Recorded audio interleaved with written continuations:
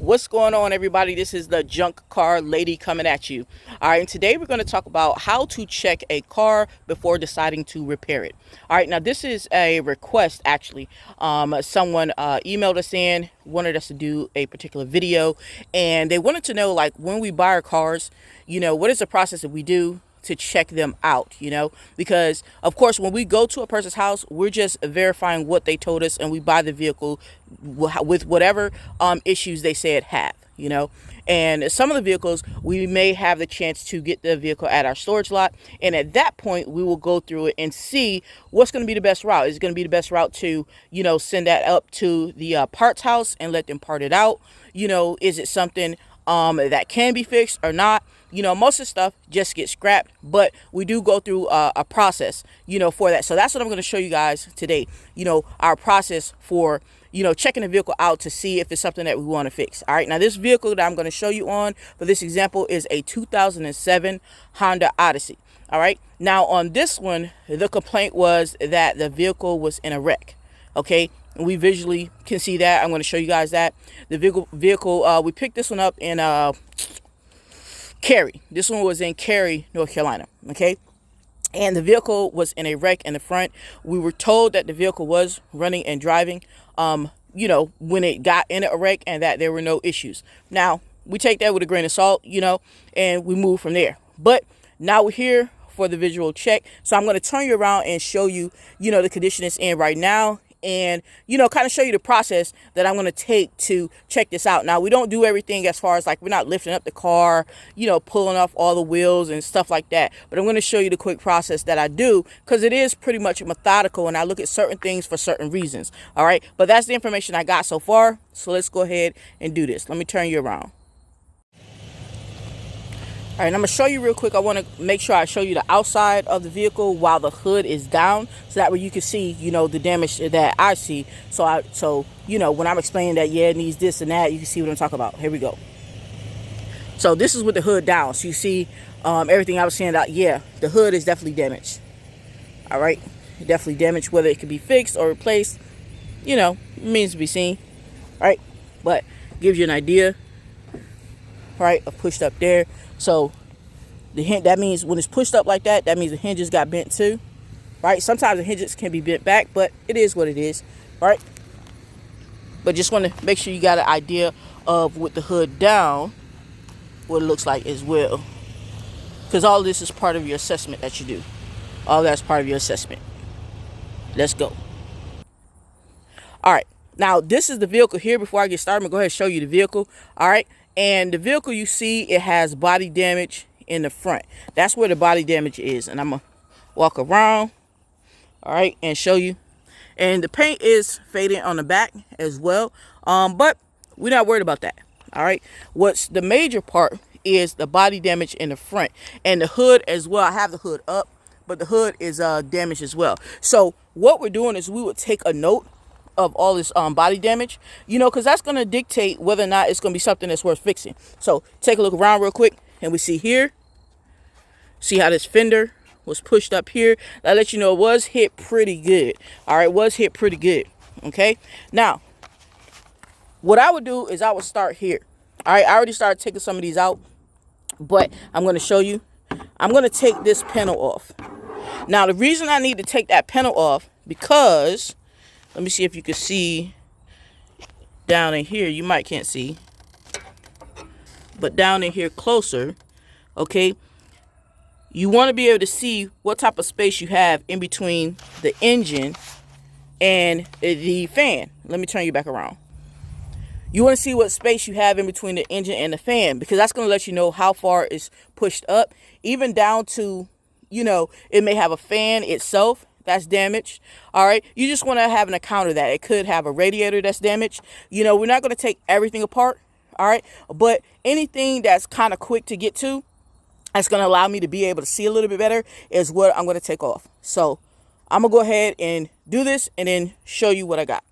All right, so I got the camera down. I'm gonna go ahead and take these off, and then I'll show you once I take these off. All right, so got my screwdriver here, and basically on this one, let me show you one of them real quick. On this one, we just On this one, I just have to get these little clips up right there.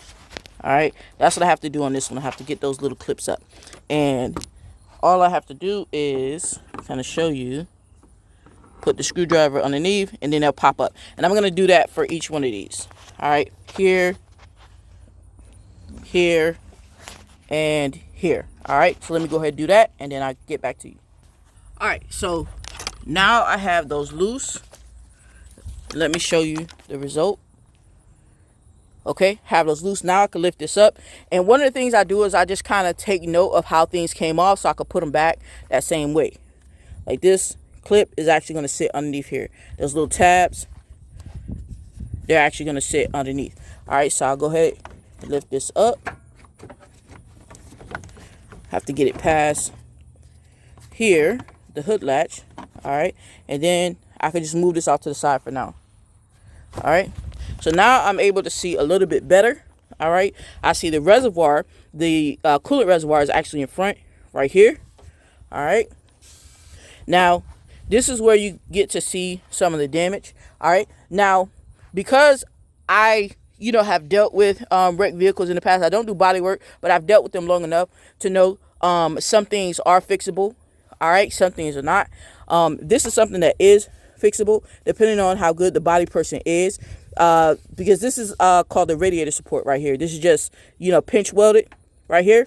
All right, so I'm looking at this. Okay, I know this is something that if I wanted to fix it, meaning my body guy, I know this is something that's fixable for sure. Coming down. All right, coming down here, and this as well. All right, so that would need to be fixed. Okay, if it was something that I was going to fix. Now let me show you something. Now, one of the things I want to make sure that you understand is that this is something that if you are not an experienced body person yourself, you're not a professional, right? Or if you don't have one that you would send the car out to, then in your case, you would not fix it. Why? Because you need to be able to assess if there's any frame damage. Now, what I just showed you was not the frame. All right, the frame would be underneath. All right, but there's clues that you'll have that there's frame damage. I said clues, doesn't mean perfect. Clues, right? Like how it's driving. If it's wobbling when it's driving, you need to check it. Okay, that's definitely for sure. But at the end of the day, you want to be a professional. Okay, if that's something that you're doing, all right, you want to be a professional at it, because you definitely don't want to have something out there you putting all this money into only to find out it has frame damage because you didn't know what the hell you was doing. Okay, don't do that. All right, so let me turn it back around and continue. All right, so next I'm looking at, all right, because what I would expect is for this to be pushed in because of how this was dented in the front. I would expect this radiator to be pushed in. Okay, and as you can see, because you can see this is pushed in, it's pushed in. The radiator gets bolted to this, and you see this is all the radiator here. Okay, this is all the radiator. All right, this right here, this looks like it's pushed in a little bit as well. All right, but the radiator does not seem to be cracked up top. It may be low at the bottom. It may be cracked at the bottom. All right, because it may be leaking fluids. But one of the things I would do is I would also check the fluids too. But right now I'm just doing a visual check. And let's see if you can see in between the engine and transmission. I mean the engine and the fan. All right, I see clearance, which is grass down there. I see clearance, which is good. Okay. All right. So now I want to see if I can be able to check the fluids from this area. And here, the oil is checked by this orange dipstick. So let's see if I can pull this out. All right. Can't get my hand in there. So what I'm going to do is, let me move this engine cover. See this engine cover right here? Let me move that and see if that'll give me a little bit more space to get the leverage to pull this out. Because the reason why it's giving me trouble pulling it out right now, it appears because this is pushed back. All right.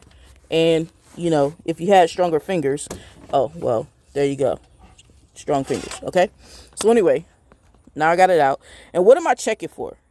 I'm checking to see the consistency of the oil, seeing if it's milky.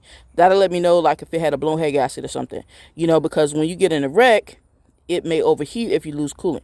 All right. Okay, the oil looks good on this one. All right, let me turn you around. All right, now the customer said that the car did not overheat. He said he did see some steam while he was driving it home. He said he was able to drive it home. He did see some steam, but he checked the temperature gauge, and the temperature gauge did not overheat. Once again, this is just information that we were given, but we take everything with a grain of salt. You know, especially me, I'm real thorough with what I'm looking at. You know, I've been doing this for some years, so I'm real thorough when I'm looking at something. You know, like, I'm not going to just take it for granted, or, you know, that someone says that, oh, it didn't overheat or whatever. I'm going to look for the signs of overheating myself. All right. Now, that would be the first one that we looked at with the oil. Now, I'm also going to look at the coolant level, because I would expect that there's probably a crack in this radiator down below. You know, one that I just can't see up top.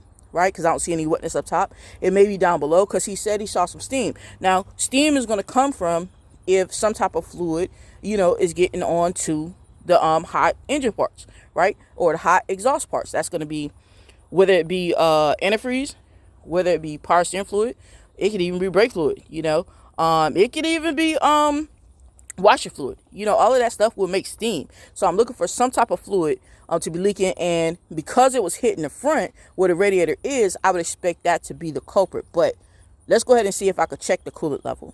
So let's turn around. All right, so the reservoir on this one is here. This is the overflow tank, and then this is where the coolant will go in. Let me just check the overflow tank first. Now, I don't know if I can see the level on the side. I'm gonna look and see if I can see the level on the side first. Okay, you see that? Let me get something to point to it. Hold on. You see this right here. All right, that looks like where the level is right there. It looks like it. All right, notice I said looks like it. But I'm gonna see if I can jiggle this and see if it wiggles. Jiggle, jiggle, wiggle, wiggle, to make sure that's what I'm looking at. You see.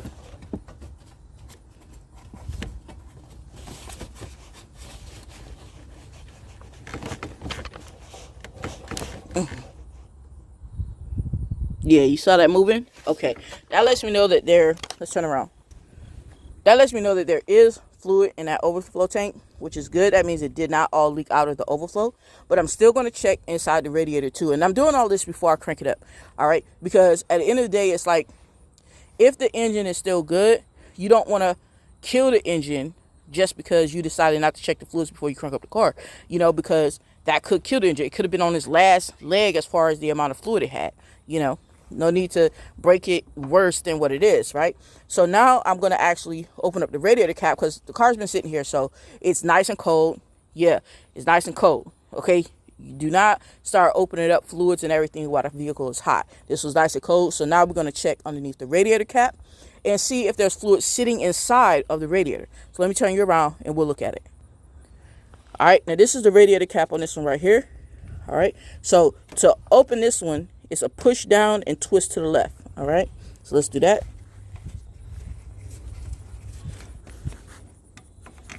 All right. All right.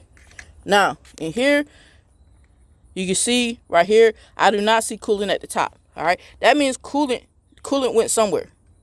All right. Coolant should be sitting right at the top. It should be sitting at the top. All right. But it's not. So one of the things I'm going to do, and I do this when I'm checking out a car, is I'm not going to put antifreeze in there. No, I'm not going to waste on antifreeze. Okay. This is just water. This is just regular tap water. I just have it in this jug. All right. I just have it in this jug. All right. But I'm just going to put some tap water in there, because remember, we're still in the checking process right now. You know, we're just checking to see the extent of the damage from a visual standpoint. And then, you know, we decide what we're going to do after that. All right. So let me go ahead and let's put some water in there. Let's put some water in there. All right. So let's turn it around. All right. So we're going to put some water in there. Now, if you have a funnel, you can use it. If not, it's no big deal. Just put the water in there. We ain't worried about it spill. If it spills, it's okay.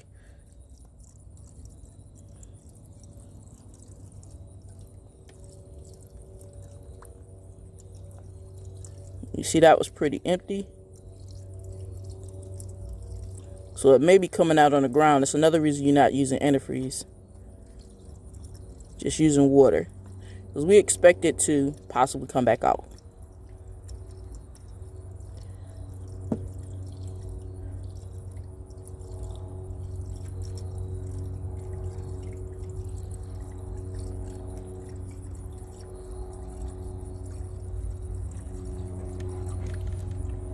All right, now it's still not filled, but now I want to check to see if I can, kind of see. Hold on. Want to check to see if I can kind of see where it's coming out. So do this. I'm gonna set this down for a minute, and then I'm gonna get in position. All right. So I do see some water leaking, like over to the passenger side. Not sure where it's coming from.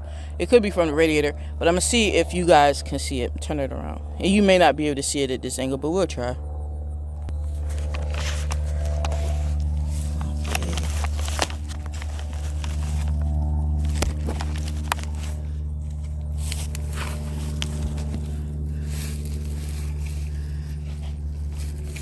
See right here, so it's a puddle. I'm gonna put my hand on the puddle right here of water, and I see it dripping. Okay, and that's fine. So now we'll go back up top, and I'm gonna put some more water in there and basically see if it starts coming down faster, because I still have some water. So let's do that. And I'll leave this down here.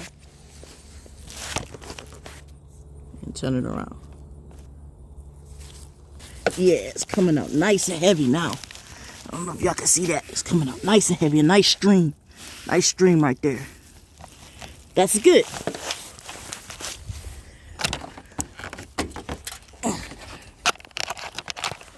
So now we know it is indeed leaking. All right, so I'm going to see if I'm able to see and verify that it is the radiator. All right, now this is one of those situations where it definitely is going to help you if you understand where the different components are in a vehicle. All right, so where it was leaking, even though I can't like put my hand on the hole in the radiator, I know that what's over there is the radiator. All right, because I know where the water pump is on this car. All right, this one, it wouldn't be the water pump that's leaking, is my point, right? So it's one of the situations where you need to know where the components are in the car, like what could possibly leak. So radiator definitely has a leak in it. No problem. We expected that. When something gets hit in the front, you expect to have a radiator leak. All right.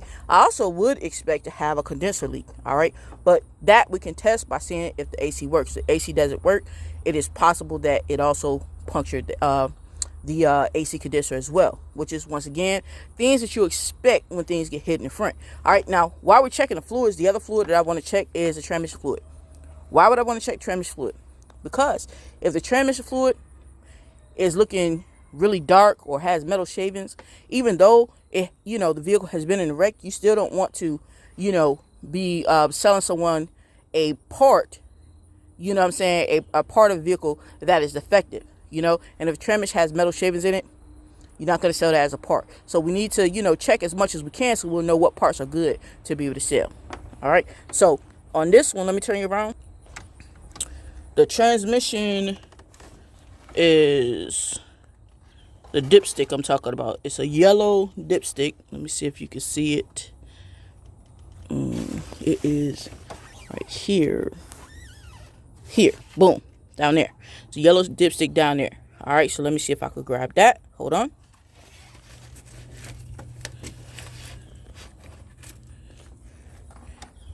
All right, just pulling it straight up. Pull it out here so you can see a little bit better. Okay. Okay. All right.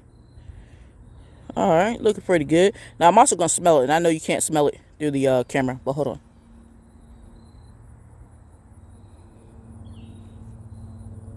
All right, smells good. All right, I was smelling it to see if it had a burnt smell. It doesn't. That's a good thing. This transmission fluid is okay. No metal shavings. No, extremely darkness or anything like that. Wonderful. Let me put this back in. Hold on. All right, so the next thing I'm going to do, I got the dipstick back in. Next thing I'm going to do is I'm going to go ahead and I'm going to take off that engine cover, just that plastic cover, just to see, because it has been hit, just to see if there's anything that I might be missing up front that damage wise. I'm gonna just go ahead and pull that plastic cover up, and to do that, on this one it is just a couple plastic clips, which is one right here, and there's another one right here, and they're gonna just use a screwdriver to get it up. So just twist it to the left and I'll be able to pull it up. So let me go ahead and do that. Hold on. All right, so I got that up, and I'm just looking. All right, and everything else looks to be intact. You got the coils here and everything. All right, and of course this gives you a better idea of the clearance you have in between the vehicle and the engine as well. Once again, like I said, I believe the fan might be up against it, and I'll probably have to put my hand down there and check. So let me do that. All right, so the fan is a little close to the alternator, and that makes sense because we know things are pushed here. It's not actually like touching it, but once the car starts running, it may vibrate and start hitting it. So I would expect to possibly hear some fan noise. That's definitely possible. And it's a good thing. Keep in mind too, I'm doing all of this while the battery's unhooked. Okay, why is that good? Because the battery's been unhooked the whole time. Okay, so I don't have to worry about the fan intermittently coming on, because the next thing I'm going to do is I'm going to turn that fan blade and see that it turns. I'm just turning it by hand. All right, and I'm also feeling the blades to see if any are broken. And I didn't feel any broken, and I do the same thing on the other side. All right, you may not be able to see the fan on the other side, but I felt it by hand and I was able to spin it, and that's a good thing. All right. So those are pretty much our beginning checks before. And like I said, the other fluids, like you just visually inspect the power steering fluid. Let me show you. Visually inspect the power steering fluid right here. Like I could see the level on it is fine. Brake fluid level over here, just visually inspect. It has brake fluid in it. Okay, those are just things you visually inspect. You don't need to top off, just visually inspect to make sure it has some, because it's not like you out here trying to take this thing out on the road. So next thing we're going to do, go ahead, put this cap back on. Remember our radiator cap we took off? As a matter of fact, let me go ahead and top it off with this water. Yeah, that water is going to come back out though. It's okay. We know it's going to come back out.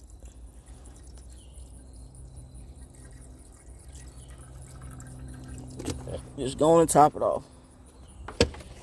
All right. I'm going to put that back on. Oh.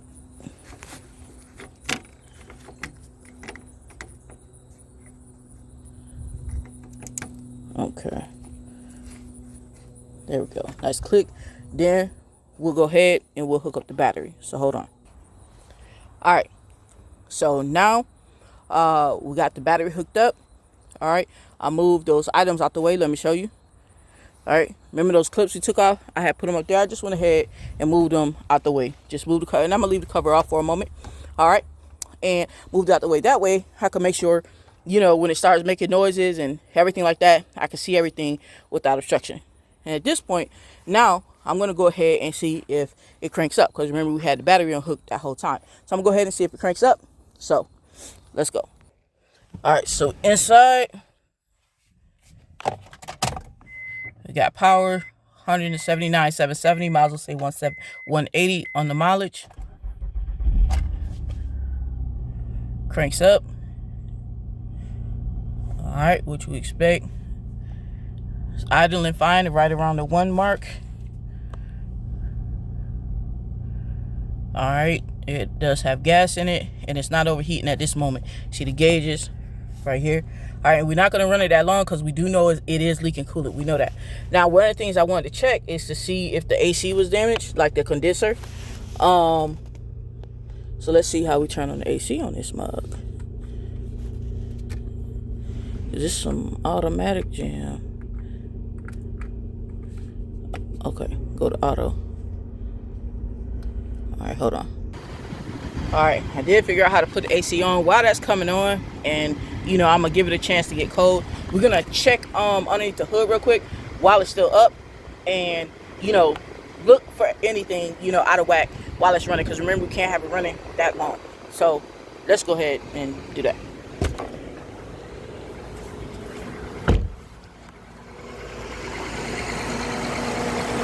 All right, so I listen. sounds good. I'm gonna turn it around. All right, now it may sound different by coming through the video. I have no clue, but it sounds good. I know what I'm listening for. Belt is going on straight, no problems. All right, cool. Now I'm gonna let the hood down because we are gonna drive it forward and backward. All right, so hold on. All right, so I took the hood down. I'm back inside the car. All right, now I'm gonna need to take my glove off because I'm covered from hand to arm to actually check the AC. But as a matter of fact, we'll check that after we do this quick forward and backward to see if it does go forward and backward. Now I'll let you guys look at the tech. All right, action drive.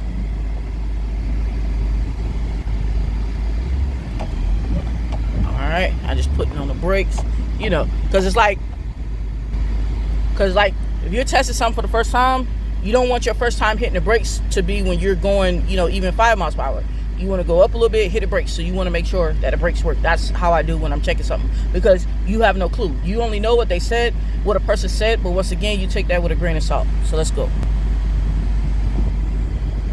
And you keep on watching that temperature gauge as well. All right, so we're gonna drive. All right, now let's check reverse. All right, I'm also feeling as it goes in reverse to make sure I feel it going in reverse properly, and I do.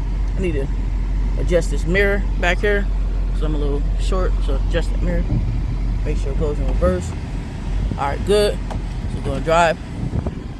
All right, so temperature is getting, well, it's not at half yet, but you understand it's going up. So I'm gonna just take a quick ride around this circle before the temperature get up and I turn it off. You don't want to wait till the temperature get all the way up there. Like, operating temperature will be about half. It's not there yet, but we ain't taking chances either. But also what I'm doing is, and I'm not on the road, by the way. I'm not on the road. You see the temperature is getting up there, so we want to go ahead and head back. It's getting there about half. So hold on. All right, so I just took it around that quick little circle.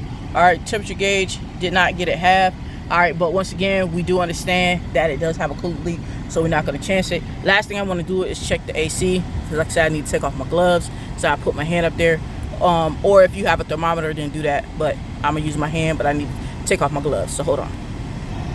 All right, for the AC, it's a little chill, but it's not ice cold like I would expect it to be, so it is possible that the Freon has leaked out. It could be, hold on, let me turn you around.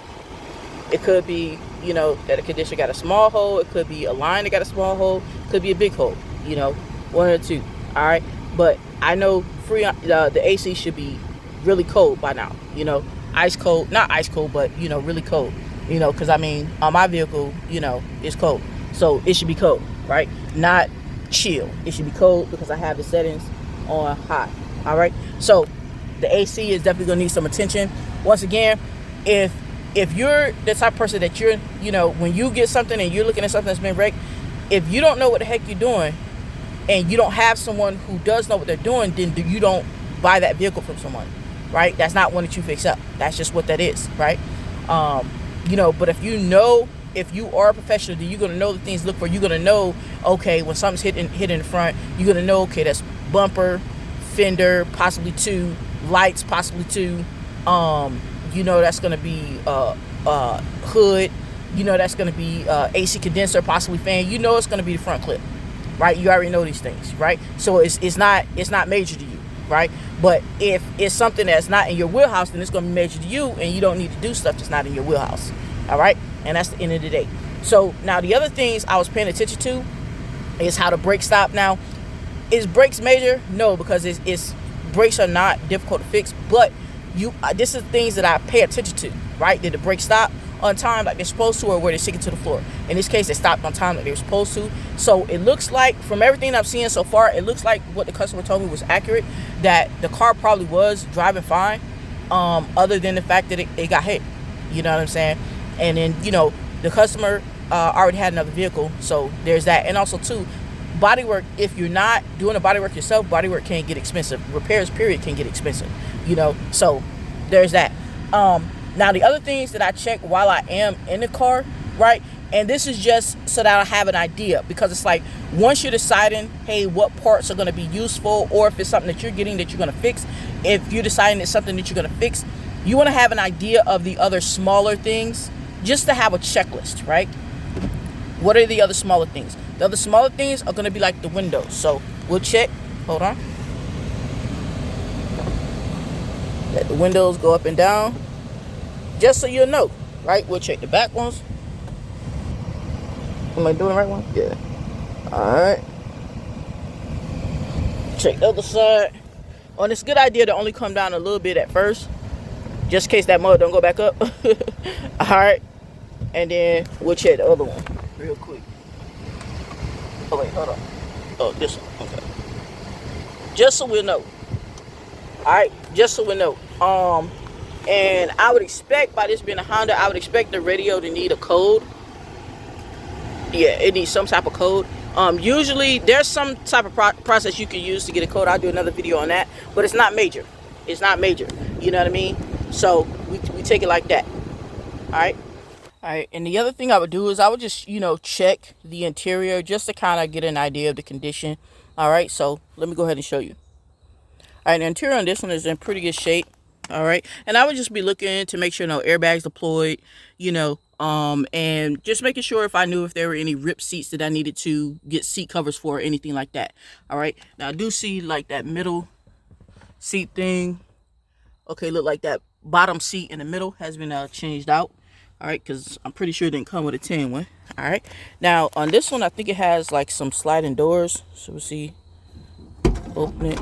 Okay, so I pulled on it and it kind of opened on its own. Okay, that's pretty cool. Guess that helps if you have kids. All right, and then this seat, what is this, a cushion? Okay, this looks like a cushion. All right, so I think, all right, so the seat right here must have gotten broken, I guess. Yeah, so they just put in this cushion. So that's where you're at with that. Some little cushion. All right. This one does, yeah, and this one has rear AC too. I can see the vents back there. All right. So the sliding door is pretty nice. So go ahead and slide it back. Okay. So you pull it and it like kind of goes on its own. Okay, and it closes on its own. That's cool. All right. So let's see back here on the hatch. Let's see if this opens up.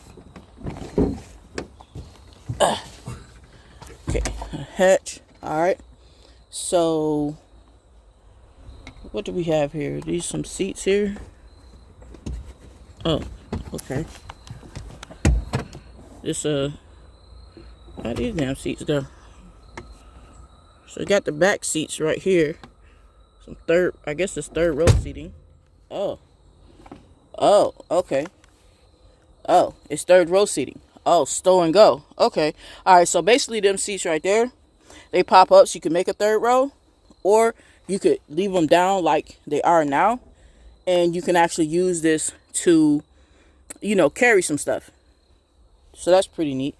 Let's see if this one comes up. I ain't going to latch it though. Yeah, it comes up. I ain't going to latch it though. All right. So it has third row seating, the stow and go third row seating, which is actually pretty cool.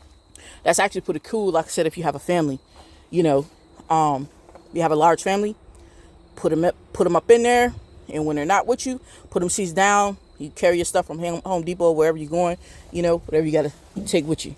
All right, but that's the kind of stuff I would look at, as far as the interior, just kind of seeing the condition and seeing, the little amenities it has, and if there's anything that I would need to fix if I was going to, if it was something that you was going to, fix for yourself, or in this case, if it's something that I was selling parts for, I would know what parts are there and what parts are in good condition. All right, another thing I would look at, when I'm looking on the outside of the vehicles, I would just go ahead and check out the condition of the tires. Once again, it's just for a mental note, because what's good, for sale as far as parts go, or if it's something that you wanted to, fix up for yourself. Okay, so let me just turn around and show you now. Oh, first, I do make note if a customer tells me something. So they told me that they did have tires recently replaced. They didn't say how recent. That's fine. All right, so we turn it around. All right, so look here. All right, and the tires, and I feel for the tires too, right? And just kind of put my hand in there, look at the tread, just kind of, you know, take a look at them. Tires do look pretty good on that one. That's one tire. We're gonna check all four. Okay, hold on. Let's go around this way. These weeds is kind of high over here. Kind of high. All right, over here. All right, this tire looks okay. All right, so I don't know which tires they had replaced. This one not brand new, but it's still okay. All right. And this tire over here, this one is about the same as the one over there. About the same amount of tread.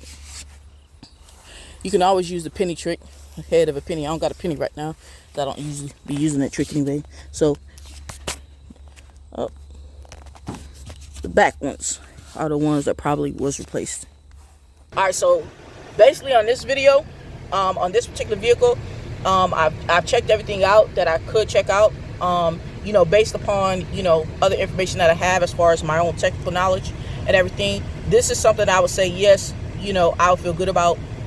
You know, the engine wise, like I say, even for parts, I would feel good about engine selling it. I would feel good about transmission selling it. I feel good about all the parts, you know what I'm saying, on a vehicle other than the body damage. It's just, if it was something that I was getting, you know what I'm saying, to fix and resell, I'll feel good about that as well, you know, with everything that I'm seeing, because like I said, I already know when something's hitting the front, those are the parts, you know, and you can source those parts. You know, obviously we sell used parts as well, you know, and throughout this video, I know you've seen, you know, the script going across, let you know how to reach us if you're looking for parts, or if you're looking for to sell your junk car. You know, it's a vehicle that you're like, man, I'm not fixing that. You know, man, that's going to be too much. Or, man, I have another vehicle, so I'm not even worried about it. And you happen to be in a Raleigh, North Carolina, or surrounding areas. There's about 7 cities that we cover. I'll make sure that I put that on the screen as well, so you know all the cities we cover, as well as our web address, www.thejunkcarlady.com. All right. Like I said, I wanted to do this video because somebody suggested it.